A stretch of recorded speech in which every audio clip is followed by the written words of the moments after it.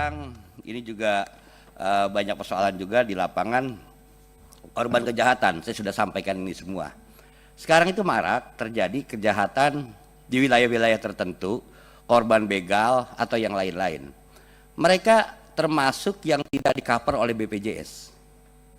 Mereka banyak didorong korban kejahatan itu, termasuk juga perempuan korban kejahatan atau pembegalan yang lain-lain, didorong menjadi tanggung jawab LPSK.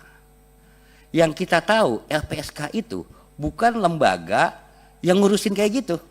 LPSK itu hanya pada persoalan bagaimana pelapor atau saksi itu mereka lindungi, tidak masuk dalam wilayah mereka harus cover kesehatannya atau yang lain-lain. Pengecualian yang lain itu bisa kita pahami, tapi pengecualian korban kejahatan rasanya irasional kalau diterapkan. Mereka sudah menjadi korban, kemudian mereka harta bendanya mungkin hilang, kemudian mereka juga mengalami penganiayaan, tapi begitu masuk ke rumah sakit mereka tidak bisa karena tercover kepada pengecualian. Nah ini Pak Menkes, bagaimana persoalan ini juga bisa diselesaikan. Kemudian Pak, baru 1 menit, tentang upah tenaga kesehatan.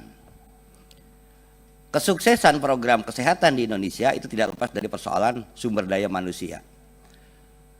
Di mana-mana saya mendengar keluhan tenaga kesehatan, karena kebetulan saya di Cikarang. Cikarang itu kawasan industri. Mereka upahnya jauh di bawah pekerja-pekerja manufaktur.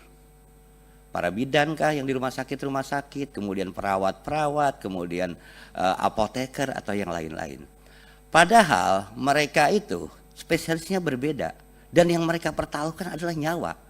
Kemudian sekolah mereka juga pasti lebih sulit di kesehatan. Tapi ketika terkait dengan hak yang mereka dapat, tanggung jawab yang mereka dapat, sekolah yang sulit, mereka jauh, bahkan ada yang setengah dari upah minimum kabupaten kota.